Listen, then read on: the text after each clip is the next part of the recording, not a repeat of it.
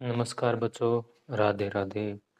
अपने कक्षा 10 का टॉपिक चल रहा है वास्तविक संख्या यानी रियल नंबर्स। उसमें 1.4 चल रहा था। 1.4 में अब लास्ट एक क्वेश्चन रहता है, वो अपने कर लेते हैं। फिर 1.1 अभी तक बाकी है अपने। 1.1 आज ही शुरू कर देंगे, हुआ तो उसके एक आधे एग्जाम्पल भी कर देख लेंगे। 1.1 अभी अपने चल रहा है। 1.4 कक्षा 10 की मैथ यानी वास्तविक संख्या, वास्तविक संख्याएं, ठीक है, यानी रियल नंबर, रियल नंबर्स। ठीक है, ये अपनी कक्षा 10 का टॉपिक है, जिसमें अपने काफ़ी क्लासें 7-8 क्लासें हो चुकी है इससे पहले। क्लास 10 10th मैथ की क्लासें चल रही है। ठीक है, आज अपने 1.4 का लास्ट क्वेश्चन रह रहा है अभी तक, क्वेश्चन नंबर 3। वो आज अपने करेंगे क्वेश्चन नंबर 3, और उससे पहले अपने कर चुके हैं। फिर इसके बाद 1.1 अभी तक बाकी है, वो भी आज शुरू कर देंगे। फिर 1-2 क्लास में आपकी ये प्रशामली पूरी चैप्टर पूरा कंप्लीट हो जाएगा। ठीक है, अब इसमें अपने क्वेश्चन नंबर 3 शुरू करें, ज़्यादा टाइम खराब नहीं करते। क्वेश्चन नंबर 3 में बोल रहा है भी कुछ वास्तविक संख्याओं के दशमलव प्रसार नीचे दिए गए हैं। यानी क्वेश्चन नंबर 3 में 3 पॉइंट दिए हैं, दशमलव प्रसार दिए हुए हैं नीचे। 3 पॉइंट अभी मैं लिखूंगा। ठीक है, 3 पॉइंट चलो लिख देता हूँ। 3 पॉइंट दिए हुए हैं, इसमें पहले दिया है 43 पॉइंट 1 2 3 4 5 6 7 8 9 तक। ठीक है, दूसरा पॉइंट दिया है 0.12 0 12 0 0 12 0 0 12 0 0 0 0 ऐसे चल रहा है। ठीक है, और 3 नंबर पॉइंट दिया है 43 1 2 3 4 4 है 5 6 7 8 और 9 तक, और इसके ऊपर लगा हुआ है बार।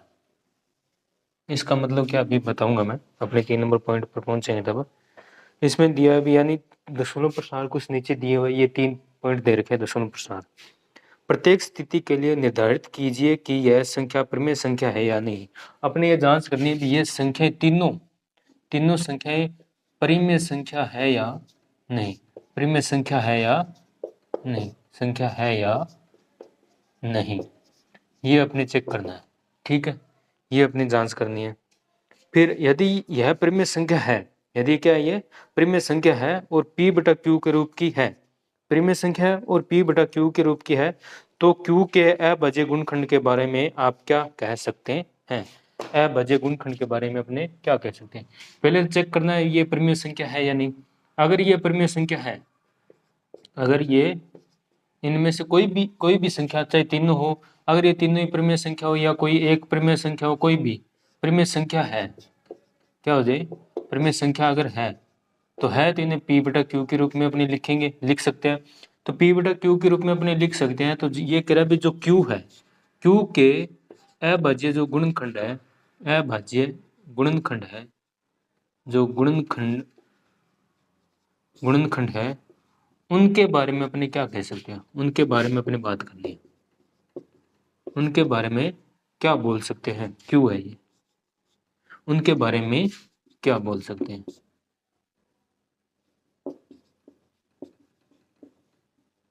वो कैसे हो सकते हैं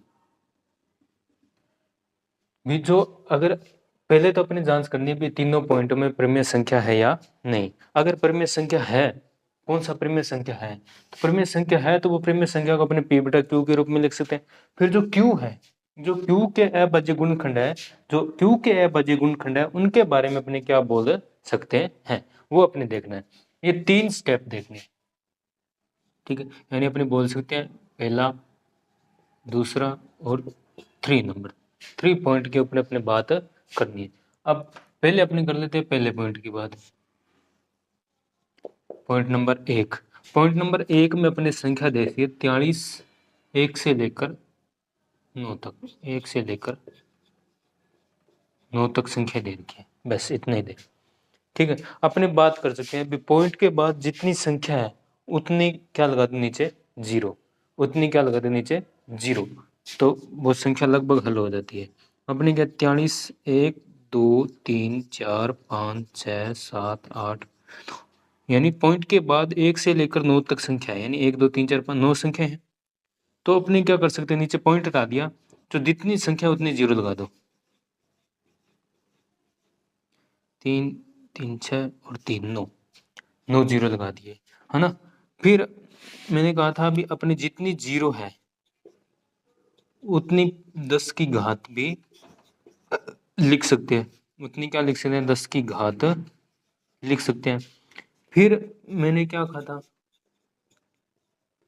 10 की घात को अपने क्या लिख सकते हैं, 10 की घात को अपने 2 गुणा 5 लिख सकते हैं, और कितनी कर दी पावर है 9, यानी 2 गुणा 5। अब इसके आगे अपने क्या कर सकते हैं, इससे आगे अपने कर सकते हैं 43 1 2 3 4 5 6 7 8 9। इससे आगे अपने कर सकते 2 की पावर भी 9 गुणा 5 की घात भी 9। दोनों की 9 9 अलग अलग अपने लिख सकते हैं, बता दिया पीछे कैसे लिख सकते हैं ना, पिछली वीडियो में देखा हुआ। अब ये संख्या बन गई, ये अब अपने क्या बोल सकते हैं भी, एक तो ये कैसा दशमलव प्रसार है, अपने कुछ लाइनें लिखेंगे इसके अंदर भी, क्या क्या लिख सकते हैं अपने इसके बारे में, अपने गुणनखंड के बारे में क्या बता सकते हैं, परिमेय संख्या है या नहीं वो बता सकते हैं। अब इनमें अपने क्या बोल सकते हैं, एक नंबर तो अपने ये बोल सकते हैं भी परिमेय संख्या है, परिमेय संख्या है, परिमेय संख्या है। परिमेय संख्या इसलिए है क्योंकि P बटा Q के रूप में हमने लिख दिया, P बटा Q के रूप में लिख सकते हैं, तो ये क्या होगी, एक परिमेय संख्या होगी। अब अगर ये परिमेय संख्या है, ठीक है, यानी P बटा Q के रूप में अपने लिख सकते हैं, लिख दिया। और इसके बारे में अपने क्या बात कर सकते हैं, ये परिमेय संख्या है और भी 2 और 5 के अलावा नीचे कोई गुणनखंड नहीं आ रहा, तो अपने बोल सकते हैं ये शांत है, शांत टर्मिनेटिंग है ना।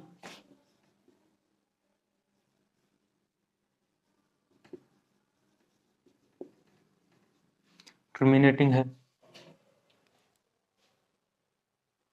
ठीक है। शांत क्यों, शांत वैसे भी दिख रहा है भी पॉइंट के बाद निश्चित संख्या होनी चाहिए, ऐसे ना हो भी चलती रहे चलती रहे, रुक ही नहीं रही। अगर संख्या रुक गई है, रुक रही है, तो अपने बोल सकते हैं भी ये क्या है, शांत है। और वैसे भी क्या है, शांत दिख रहा है ना, पॉइंट के बाद रुक गई है संख्या तो शांत है। और नीचे अपने देख लिया 2 और 5 के अलावा कोई और संख्या नहीं आ रही है, तो यानी अपने कह सकते हैं ये शांत है, टर्मिनेटिंग है, ठीक है।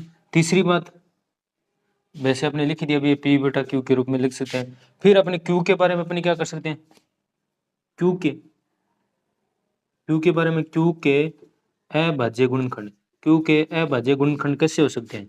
एक तो अपने पता चल गया भी ये शांत है। शांत क्यों है, क्योंकि इसमें क्या है, 2 और 5 के अलावा और कोई संख्या नहीं आएगी, यानी 2 को अपने 9 बार लिख सकते हैं, 5 को भी अपने 9 बार लिख सकते हैं, है ना। 2 और 5 के अलावा और कोई संख्या नहीं आएगी। तो इससे ये पता चल गया भी जो Q के अभाज्य गुणनखंड है, वो Q के अभाज्य गुणनखंड 2 व 5 के अलावा, 2 व 5 के अलावा नहीं होंगे, नहीं होंगे, ठीक है। यानी Q के अभाज्य गुणनखंड के बारे में अपने क्या बोल सकते हैं भी, क्या बोल सकते हैं, 2 व 5 के अलावा नहीं होंगे, अभाज्य गुणनखंड 2 व 5 के अलावा नहीं होंगे, 2 और 5 के अलावा अभाज्य गुणनखंड नहीं होंगे, किसके, Q के। यानी जो ये संख्या दे रखी थी इसके बारे में अपनी बात करनी है, कितने क्या क्या लिख सकते हैं, 2-3 लाइनें लिखनी है भी। एक तो ये परिमेय संख्या है जिसे अपने P बटा Q के रूप में लिख सकते हैं, और ये शांत है, शांत इसलिए लिखा है क्योंकि 2 और 5 है इसलिए ये शांत है। शांत है जिसके Q के अभाज्य गुणनखंड 2 और 5 के अलावा नहीं होंगे, 2 और 5 के अलावा नहीं होंगे, इसलिए शांत अभाज्य गुणनखंड, इसके अभाज्य गुणनखंड के 2 और 5 के अलावा नहीं हो सकते, इसलिए शांत है। और P बटा Q के रूप में अपने लिख दिया, तो ये क्या है, परिमेय संख्या भी है। ये पहला पॉइंट हो गया, अपनी ये देखनी थी, ठीक है। अब इसी प्रकार अपने दूसरा पॉइंट देखना, ये पहला पॉइंट हो गया, नॉर्मल है, बिल्कुल आसान।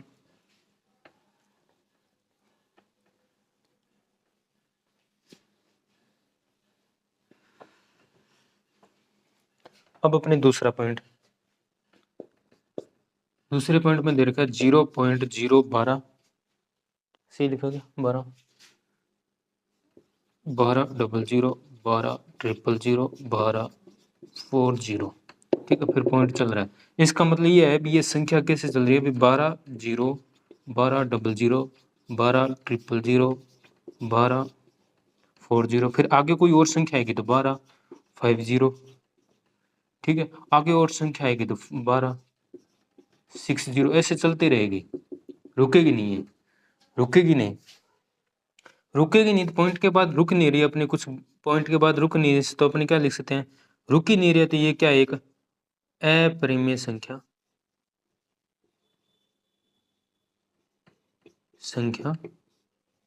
है ना। अपरिमेय संख्या आपने बोल सकते हैं, रुक ही नहीं रही है, ठीक है। या आपने और क्या बोल सकते हैं, अशांत है, अशांत, क्योंकि शांत तब होता है जब ये रुक जाती, कहीं ना कहीं जाके रुक जाती तो शांत हो जाती है, क्या है, अशांत है। और अपने क्या बोल सकते हैं, क्यू के अभाज्य गुणनखंड, क्यू के अभाज्य गुणनखंड अपने देखेंगे तो गुणनखंड 2 व 5 के अलावा, 2 व 5 के अलावा और हो सकते हैं, और हो सकते हैं, हो क्या होंगे, 2 और 5 के अलावा भी इसके और गुणनखंड होंगे, होंगे लिख दो, 2 और 5 के अलावा भी, अलावा और 2 और 5 के अलावा भी, 2 और 5 के अलावा भी और होंगे, ठीक है। क्योंकि अभाज्य गुणनखंड क्या होगी, 2 और 5 के अलावा भी और होंगे, ये होगी सेकंड नंबर पॉइंट। क्योंकि ये रुक ही नहीं रहा तो इसे अपने P बटा Q के रूप में नहीं लिख सकते, P बटा Q के रूप में नहीं लिख सकते, P बटा Q के रूप में नहीं लिख सकते आसानी से, ठीक है। अभी आप इतने लिखना भी नहीं लिख सकते अपने सकते, ज़्यादा और कुछ करने की जरूरत नहीं है। ये दूसरा पॉइंट हो गया, ठीक, बस इतना ही करना है इन पॉइंटों में। एग्जाम्पल क्वेश्चन नंबर 3 है, इनमें इतना ही करना है। लगभग ये क्वेश्चन कोई कराता नहीं है, लेकिन अपने कर लिया, क्या पता ऑप्शन वाले में पूछ ले भी ये कैसी संख्या है, इसके बारे में, ये क्या है, अशांत है, शांत है ना, ये क्या है, अशांत है, नॉन टर्मिनेटिंग है, ठीक है। क्या है, नॉन टर्मिनेटिंग है,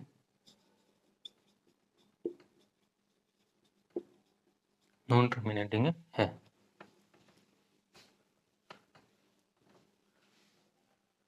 3 नंबर पॉइंट के अंदर अपने दे रखा है 43 1 2 3 4 5 6 7 8 9, और इसके ऊपर सभी के ऊपर दे रखा है 12, ठीक है। सभी के ऊपर क्या दे रखा है, 12 दे रखा है, 12 दिया हुआ है। तो अपने ये एक प्रकार की क्या है, बार दिया हुआ। बार का मतलब क्या है, अभी यहाँ पर अपने 43 1 2 3 4 5 6 7 8, फिर आगे और वापस आगे संख्या यही क्या आ जाएगी, फिर वापस यही संख्या और आगे आ जाएगी, फिर आगे यही संख्या वापस, यानी ये इस 9 के पेयर 1 से लेकर 9 तक, 1 से लेकर 9 तक आपने भाग देंगे तो इसी रूप में आती रहेगी ये संख्या, इसी रूप में ये संख्याएं आती रहेगी, रुकेगी नहीं। इस बार का मतलब ये है, ये रुक नहीं रही। लेकिन अपने पता है भी इतनी संख्या तो जरूर आएगी, बस फिक्स है, इतनी संख्याएं जरूर आएगी, फिक्स है। इसमें फिक्स नहीं था, 12 के बाद 1 0, फिर 2 0, फिर 3 0, फिर 4 0, ज्यादा होते रह रहा था, रुक नहीं रहा था। ये क्या है, 1 से 9 तक फिक्स है, अभी 1 से 9 तक संख्या आएगी, फिर वापस 1 से 9 तक, 1 से 9 तक, 1 से 9 तक, ऐसे चलती रहेगी, ठीक है। यानी इतना पता चल गया भी ये 1 से 9 तक आएगी और ऐसे चलते रहेगी क्रमवार। तो अपने इसके बारे में अपने क्या बोल सकते हैं, अभी ये क्या है, अशांत है, अशांत आवर्ती वाला है, अशांत है, यानी नॉन टर्मिनेटिंग है,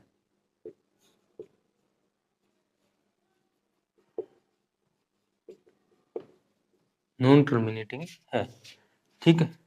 और ये क्या है, परिमेय संख्या है, परिमेय संख्या है, परिमेय संख्या है, इसे P बटे Q के रूप में अपने लिख सकते हैं। तो कैसे अभी बताऊंगा, P बटा Q के रूप में अपने इसको ध्यान में रख लेना। ऑप्शन वाले भी पूछ सकता है, भी कोई और संख्या देके पूछ सकता है, भी P बटा Q के रूप में लिखिए, P बटा Q के रूप में कैसी होगी ये संख्या, है ना, इसको पूछ सकते हैं, ऑप्शन वाले में भी ध्यान रखना। अब इसे P बटा Q के रूप में कैसे लिख सकते हैं, यानी एक परिमेय संख्या है, तो परिमेय संख्या तो p बटा q के रूप में लिख सकते हैं, p बटा q के रूप में है।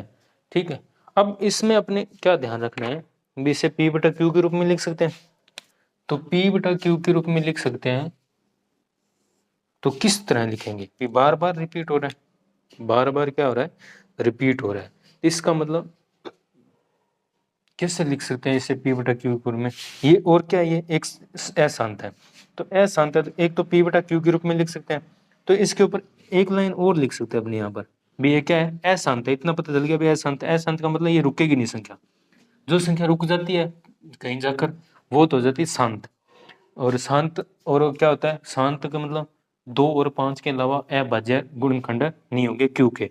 अब ये अशांत है, अशांत का मतलब क्या है, क्यू के अभाज्य गुणनखंड, क्यू के अभाज्य जो गुणनखंड है, गुणनखंड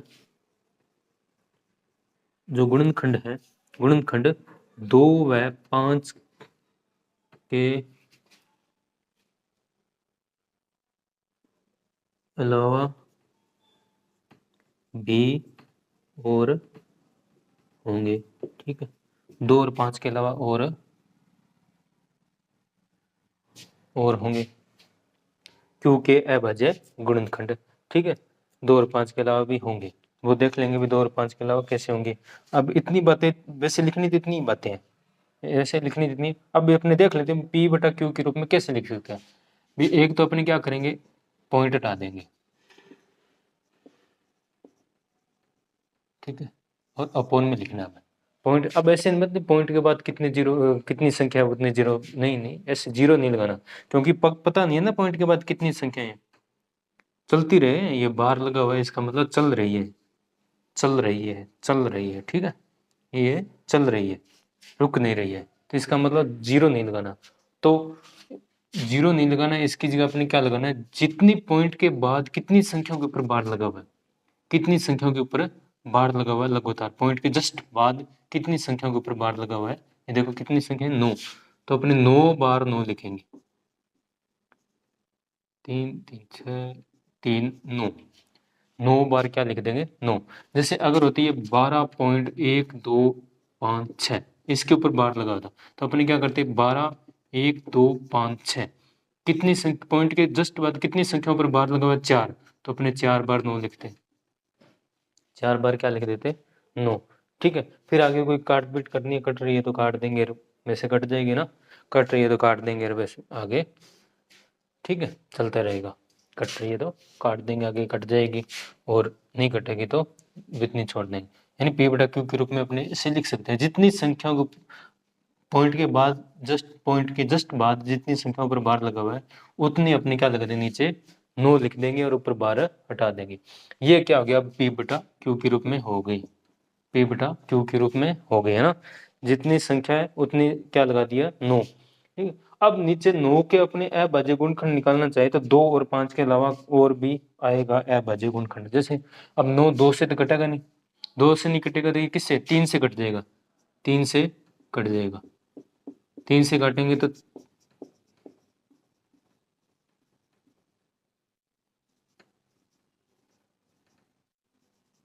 9 बार 3 आ जाएगा, 3 से काटेंगे ना, 9 बार 3 आ जाएगा, 3 से भाग देंगे तो 3 3 3, यानी अभाज्य अपने गुणनखंड निकालेंगे, जैसे अभाज्य गुणनखंड ऐसे, तो नीचे 3 3 3 3 से भाग देंगे तो 3 3 3 3 आ जाएगा, फिर 3 से देंगे तो 1 1 1 1 1 आ, फिर 3 से और चला जाएगा 37 0 37 0 ऐसे और आ जाएगा। ठीक है, यानी 3 3 3 जरूर आएगा, उसके बाद कुछ और आएगा तो आएगा, लेकिन 3 जरूर आएगा, पहले देख लिया अभी 3 जरूर आएगा, इसका मतलब 2 और 5 के अलावा भी अभाज्य गुणनखंड कौन सा आ रहा है, 3 आ रहा है, क्यू में, क्यू में क्या आ रहा है, 3 आ रहा है, तो वही अपने लिखा है भी 2 और 5 के अलावा भी अभाज्य संख्या, 2 और 5 के अलावा भी अभाज्य गुणनखंड और आएगा, क्योंकि ये अशांत है, यहाँ से पता चल जाता है भी 2 और 5 के अलावा आएंगे या नहीं आएंगे। पहले क्या था, ये शांत था, पहले वाला क्या था, ये शांत था। ठीक है, शांत था, तो इसमें अभाज्य गुणनखंड 2 व 5 ही होंगे। ठीक है, अब इसमें ये अपरिमेय संख्या, और नीचे अगर बाद अपने देखे तो ये अशांत है, देखना चाहिए तो ये भी क्या है, अशांत आवर्ती वाला है। अशांत अनावर्ती वाला भी बार बार रिपीट होता ही जा रहा है, रुक ही नहीं रहा है, पता ही नहीं चल रहा कहाँ है। ये भी अशांत है लेकिन कैसा शांत, ये भी अशांत आवर्ती वाला लेकिन ये बार लगा हुआ है, इसे अपने पी बटा क्यू के रूप में लिख सकते हैं। लेकिन अशांत है जिसका मतलब 2 व 5 के अलावा भी और हो सकते हैं, और गुणनखंड होंगे, ठीक है, और होंगे, और गुणनखंड होंगे, ठीक है। ये तीनों पॉइंट हो गए एग्जाम्पल नंबर क्वेश्चन नंबर 3 के 1.4 का। ये 1.4 कंप्लीट हो गया। अब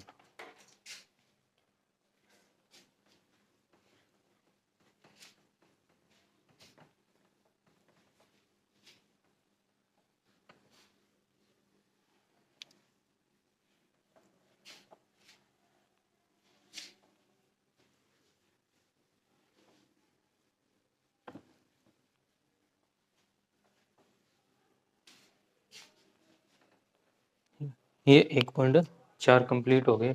अब अपने आगे चलेंगे 1.1। 1.1 पर बेसिक बात करनी है आज, तो आगे ज़्यादा तो नहीं होगा लेकिन 1.1 की बेसिक बातें। 1.1 में क्या है, मेन तो अपने चलेगा यूक्लिड विभाजन, यूक्लिड विभाजन, विभाजन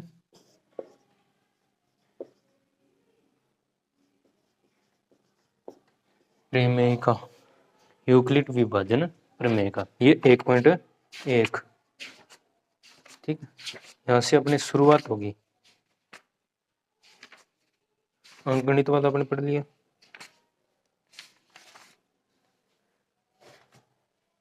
ठीक है, अंकगणित वाला आपने पढ़ लिया। यूक्लिड विभाजन अपने मेन चलेगा, यहाँ से क्या चलेगा, यूक्लिड विभाजन, ठीक है। अब इसके ऊपर ये शुरू करने से पहले अपने थोड़ा सा और देखना है, ये इससे पहले थोड़ा सा और देखना है भी क्या शुरुआत यूक्लिड विभाजन तक पहुंचने से पहले करना क्या है। इसमें अपने करना ही मेन तो निकालना है, HCF ही निकालना है। निकालना क्या है, HCF निकालना है, इसके अंदर HCF निकालना है, और यूक्लिड विभाजन की सहायता से अपने HCF निकालना है। थोड़ी सी ये लंबी प्रमेय होगी तो इसे लंबी विभाजन भी बोलते हैं, लंबी विभाजन भी बोलते हैं। लंबा विभाजन इसलिए बोलते हैं क्योंकि ये थोड़ी सी मेथड क्या है, लंबा है। HCF निकालने के लिए मेथड क्या है, थोड़ा सा लंबा है ना, इसलिए थोड़ा सा लंबी विभाजन भी बोलते हैं। चलो ये आगे की बात है, इसमें अपने HCF निकालना है। अब इसके अंदर कुछ बातें हैं वो अपने देख लेते हैं। यूक्लिड विभाजन के अंदर एक प्रमेय समीकरण आएगी, a बराबर बी क्यू प्लस आर, इस तरह की समीकरण आएगी, ठीक है। आर क्या होगा, आर 0 से बड़ा हो सकता है या 0 के बराबर हो सकता है, और ये जो बी है, जो बी है इससे छोटा होगा। आर क्या होगा, जो 0 है उसके बराबर, और बी से छोटा होगा, बी से क्या होगा, छोटा होगा, बी से बराबर नहीं होगा, बी से छोटा होगा, ठीक है। ये बात अपने देखनी है, मेन इसी के ऊपर ये यूक्लिड विभाजन है। अब ये किस तरह आ रहा है, ये किस तरह आ रहा है, पहले अपने ये देखेंगे भी ये समीकरण मन किस तरह रही है, ये ऐसे ही क्यों बना रहे हैं, अपने इस तरह क्यों बना रहे हैं, ये कोई संख्या उसे अपने इस तरह क्यों लिख रहे हैं, क्यों लिख रहे हैं वो अपने देखेंगे। फिर अपने यूक्लिड विभाजन देखेंगे वे क्या है, फिर उसमें देखेंगे अपने ए किस तरह काम आएगा, बी क्या चीज है, क्यू क्या चीज है, और आर क्या चीज है, ठीक है। पहले इससे पहले पहुंचने के लिए अपने बुक में एक बहुत अच्छा एक एग्जाम्पल दे रखा है, वो देख लेना, बहुत अच्छा एग्जाम्पल है, ठीक है। यूक्लिड विभाजन प्रमेय 1.2 शुरू करने से पहले इसमें दे रखा है भी एक विक्रेता सड़क पर अंडे बेच रहा होता है, ठीक है। बुक में दे रखा एग्जाम्पल है भी एक विक्रेता है, वो सड़क पर क्या है, अंडे बेच रहा होता है, और एक कोई फ्री आदमी, बेला बिल्कुल कोई काम नहीं, वो वहां से जा रहा था, जो अंडे बेच रहा था उसके साथ बहस करने लग गया, वैसे ही क्योंकि फ्री था बोलने लग गया, बोलबाली में बहस करने लग गया, कोई काम था उन्हें, वो बेचारा अंडे बेच रहा था, उससे क्या करने लग गया, बहस। तो बातों बातों में थोड़ी सी वो क्या होगी, बहस ज्यादा ज्यादा होगी, तो उसने जो फ्री आदमी था उसने क्या किया, जो अंडे बेच रहा था उसके अंडे वाली क्रेट उठाकर नीचे गिरा दी, नीचे गिरा दी, तो अंडे सभी टूट गए, अंडे सभी टूट गए, अंडे टूट गए, तो फिर वो अंडे वाले ने क्या किया, पंचायत में गया, पंचायत वालों से कहा भी इसने मेरे अंडे सभी तोड़ दिए, मेरे अंडों के पैसे इससे दिलाओ। तो पंचायत वालों ने पूछा भी आपके पास वो क्रेट थी उसमें अंडे कितने थे, जो क्रेट थी उसमें अंडे कितने थे। तो अंडे वाले ने बताया भी जो मेरे पास क्रेट थी उसके अंदर अंडे, थोड़े से तरीके से बताया उसने। उसने कहा 4-5 लाइनों में कहा भी अंडे कितने, सीधा नहीं बताया भी कितने हैं। उसने कहा भी दो दो एक साथ में गिने ना, दो दो एक साथ में गिने तो लास्ट में एक अंडा बच जाता है। तीन तीन एक साथ में गिने, तीन तीन एक साथ में गिने तो लास्ट में दो बच जाते हैं। चार चार एक साथ में गिने तो लास्ट में तीन बच जाते हैं। बताऊंगा कैसे गिनने। पांच पांच एक साथ में गिने तो लास्ट में चार बच जाते हैं। छह छह एक साथ में गिने तो लास्ट में पांच बच जाते हैं। और सात सात एक साथ में गिने, सात सात, तब लास्ट में कुछ नहीं बचता, यानी जीरो बच जाता है। सात सात गिने तब पूरे अंडे गिने जाते हैं भी कितने थे। ठीक है, इस तरह बताया। और एक लाइन उसने और कही भी मेरे पास जो अंडे थे वो 150 से ज्यादा नहीं थे, 150 से ज्यादा नहीं है, 150 से ज्यादा नहीं, इस तरह बताया। अब इसने डायरेक्ट नहीं बताया भी कितने अंडे थे, इस तरह बताया। इस तरह इसलिए बताया कि ताकि अपने कल को 10वीं में आएंगे बच्चे तो वो इसकी सहायता से यूक्लिड विभाजन जो a बराबर बी क्यू प्लस आर बनता है वो किस तरह बनता है वो बच्चे इससे समझ सकेंगे, इसलिए बताया। ठीक है, इससे अपने क्या बनानी है, अब समीकरणें बनानी सीखनी है। इससे अपने क्या बनाना है, समीकरणें बनानी है छोटी छोटी। उसकी सहायता से अपने देखेंगे भी a बराबर बी क्यू प्लस आर, ए बराबर बी क्यू प्लस आर कैसे बनता है। ठीक है, अब अपने क्या करेंगे, गिनना है दो दो, मतलब दो अंडे एक साथ में गिनने, फिर दो अंडे एक साथ में गिनने, फिर दो अंडे, ऐसे दो दो दो दो दो दो साथ साथ में गिनने। लास्ट में क्या बचेगा, एक अंडा बचेगा अगर दो दो गिनेंगे। अगर ये अगर अभी तीन तीन अंडे एक साथ में गिने, तीन तीन तीन तीन तीन एक साथ में गिने तो लास्ट में कितने बच जाएंगे, दो बच जाएंगे। अगर ये अगर अभी चार चार एक साथ में गिने ना अंडे, चार चार करके भी चार है, फिर चार, फिर चार, ऐसे एक साथ में गिने ना चार चार की करके, फिर लास्ट में अंडे कितने बच जाएंगे, तीन बच जाएंगे अगर चार चार करके गिने। ये कह रहा भी अगर पांच पांच गिने, पांच पांच पांच पांच गिने तो लास्ट में अंडे कितने बच जाएंगे, चार बच जाएंगे। अगर छह छह गिने, काम लगा गया सभी को वो, अगर छह छह गिने तो लास्ट में कितने बच जाएंगे, पांच बच जाएंगे। और ये अगर सात सात गिने, सात सात गिने, सात सात गिने तो लास्ट में कुछ नहीं बचेगा, जीरो बचेगा, लास्ट में अंडे नहीं बचेंगे। इस तरह ये इसने बताया भी इस तरह गिनने अंडे भी। अगर दो दो एक साथ में गिनने हैं तब तो एक बच जाएगा लास्ट में, तीन तीन गिनने हैं तो दो बच जाएगा, चार चार तो तीन बचेंगे, पांच पांच तो चार बचेंगे, छह छह तो पांच बच जाएगा, सात सात तो कुछ भी नहीं बचेगा। अब अपने क्या बनाएंगे, इस तरह समीकरण बनाने की कोशिश करेंगे इन अंडों की, इस जिसने इसने बताया उसकी सहायता से। मान लेते भी, माना कुल अंडे, माना कुल अंडे क्या है, ए है। माना कुल अंडे क्या है, ए है। ठीक है, माना कुल अंडे ए है, ए मान लिया भी कुल अंडे है। ठीक है, ए अंडे कुल है। तो अब ए अंडे कुल है तो ए के बराबर आएंगे सभी भी। कितने अंडे हैं वो कह रहा है अभी दो दो एक साथ में गिने तब एक बच जाएगा। ये कह रहा है अभी दो दो एक साथ में गिने ना तो लास्ट में क्या बच जाएगा, एक बचेगा, यानी शेषफल। पहले दो दो का पेयर गिन लो, फिर लास्ट में एक जोड़ देना, मेरे सभी अंडे आ जाएंगे। अब दो दो कितने हो सकते हैं ये पेयर, ये कितने हो सकते, कितनी बार गिने दो दो, पता ही नहीं। तो इनको मान लेते हैं क्यू, इनको क्या मान लिया, क्यू। तो क्यू को अपने दो से गुणा कर देंगे, क्यू को दो से गुणा कर देंगे तो ये सभी अंडे आ जाएंगे। कितने हैं, अभी क्यू पता नहीं है तो अपने बना रहे हैं एक बार। तो दो क्यू, दो क्यू ये सभी अंडे हो गए और प्लस में एक लास्ट में बच गया वो अंडा आ गया। ये एक समीकरण बन गई। ये कह रहा भी कोई जितने भी कोई भी संख्या है उसे अपने इस तरह लिख सकते हैं। यूक्लिड विभाजन प्रमेय एक प्रकार की यही है भी कोई भी संख्या उसे अपने इस तरह लिख सकते हैं, कोई भी संख्या हो। फिर अपने अंडे ए माना है तो दूसरे समीकरण के हिसाब से देखें, इसके हिसाब से अपने देखें ए तो क्या है, तीन तीन के पेयर बना के गिनने, तीन तीन के, तीन तीन के, तीन तीन के बना के गिनने। अब ये तीन तीन के कितने हो गए ये पता नहीं, मैंने एग्जाम्पल के रूप में दो ही लिखे हैं लेकिन बहुत ज्यादा हो सकते हैं कितने कितने हैं। क्योंकि सात सात गिने तो भी तीन तीन गिने तो छह ही हुए, सात में ए सात सात गिने तो कुछ भी अंडे नहीं बचते, है ना। मैंने एग्जांपल में लिया 3, 2 ही सिर पे है, कितने भी हो सकते हैं, 3 3 3 3 3, तो 3 3 कितने भी हो सकते हैं। इसे अपने मान लेते हैं कोई संख्या t, ठीक है। ये जैसे ये q है, q को अपने 2 से गुणा करेंगे तो जैसे ये t है, t को अपने वापस 3 से गुणा करेंगे तो ये अंडे कितने वो आ जाएंगे, फिर लास्ट में कितने बच जाते हैं, 2, तो ये 2 क्या बच गया, लास्ट में बच गया।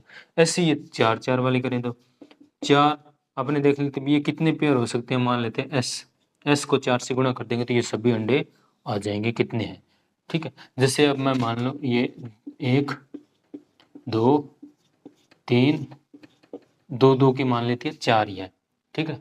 कितने, 2 2 के, ये 2 2 के, तो 2 2 के तो 2 कितने, 1 2 3 4, 4 जोड़े है ना, 1 2 3 4, तो 4 से गुणा कर देंगे तो कितने, 8। अब इसके अंदर अंडे कितने हैं, 8 है, इसका मतलब यही है,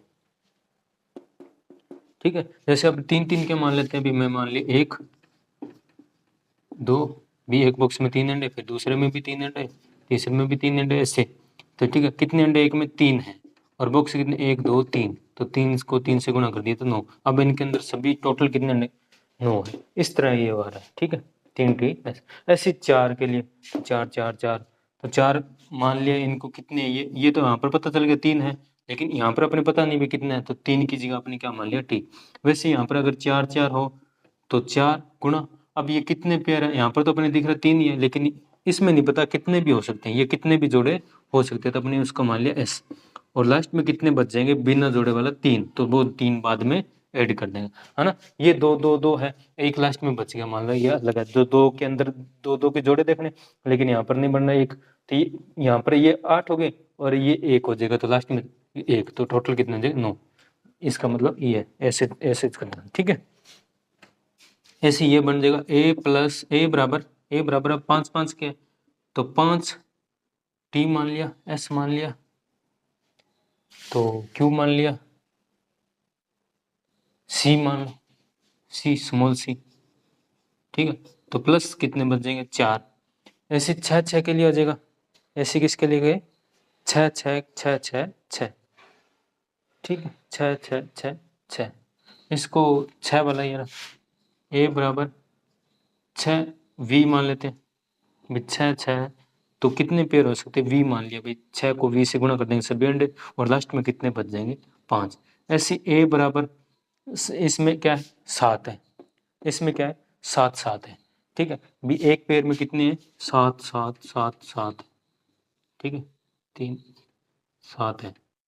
अब वो कितने हैं वो पता नहीं, कितने हैं वो पता नहीं, तो 7 है, लेकिन कितने पेयर है ये नहीं पता। यहाँ पर मैंने 2 माना ही है, सिर्फ 2 अपनी तरफ से माना है, बाकी 2 है नहीं, बाकी 2 है नहीं है, 2 नहीं है, मैंने ऐसे दिखा रखा है 2, लेकिन 2 नहीं है, पता नहीं है कितने बॉक्स हैं, कितने बॉक्स के रूप में करने हैं, तो इनको मान लिया यू, जितने बॉक्स है उनको यू, अंडे कितने अंदर 7 है, तो 7 को जितने बॉक्स है उन, जैसे ये 1 2 3 4 बॉक्स है, वैसे जितने बॉक्स है उनको बॉक्स से गुणा, क्योंकि यहाँ पर क्यू मान लिया तो सभी में क्यू तो मान नहीं सकते, अलग अलग मान लेते हैं, क्योंकि 3 3 वाले 4 4 वाले हैं, तो यू प्लस यहाँ पर बचेंगे कितने अंडे, 0, कोई भी अंडा नहीं बचेगा, यानी 0 ये संख्या।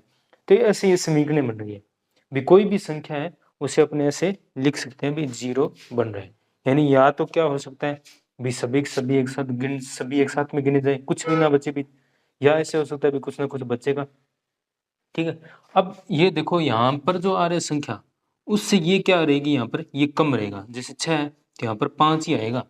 अगर यहाँ पर अगर कोई कहते सर 6 आ गया 7 आ गया, तो यहाँ पर क्या आ गया 7 आ गया, तो 7 आ गया, तो इसका मतलब उस 7 में से 6 निकाल दो, 6 का एक पेयर और बन जाएगा, वो इसमें आ जाएगा, 6 का एक जोड़ा और बन जाएगा, वो इसमें आ जाएगा, फिर लास्ट में एक क्या बच जाएगा, एक बच जाएगा, जो यहाँ पर आ जाएगा, जो क्या आएगा यहाँ पर आ जाएगा, ठीक है। ऐसे मतलब 6 से कम होगा, इसमें तो इसने बोला है 5 ही बच रहे हैं, लेकिन यहाँ पर अपने पास क्या है, कम हो जाएंगे अगर, यानी 6 से हमेशा क्या रहेगा, कम ही रहेगा ये 5, और 0 से बड़ा रहेगा, या 0 के बराबर भी हो सकता है। ऐसे ही है, यहाँ पर 5 आ रहा है तो यहाँ पर 5 से कम ही होगा हमेशा, 5 आगे वापस 5 आते तो इसमें इंक्लूड हो जाएगा, भाई 5 वाला जोड़ा बन जाएगा पूरा, एक 5 का जोड़ा, है ना। ऐसे यहाँ पर ये इससे ये कम होगा, ऐसे ये इससे कम होगा, ठीक है। तो इस अपने ये समीकरण बनाई थी अपने, मैंने बताया था कि आर है, यानी ये एक प्रकार का आर है, ये क्या है आर है, आर का मान कैसे हो सकता है, ये क्या आर है, आर आर 0 भी हो सकता है ना, ये R1 भी हो सकता है। अब ये देखो आर क्या है, भी 0 के बराबर भी है और 0 से बड़ा, 0 से बड़ा, 0 है, 5 है, 4 है, 3 है, 2 है ना, 0 से बड़ा है और 0 के बराबर ही, ऐसे लिखते हैं। फिर आर क्या है, आर क्या है, जो यहाँ पर ये संख्या आ रही है, यहाँ पर जो संख्या आ रही है, इसको अपने क्या मान लिया, बी, इसको क्या मान लिया, बी। आर क्या है, इस बी से छोटा रहेगा हमेशा, इस संख्या से आर क्या रहेगा, छोटा।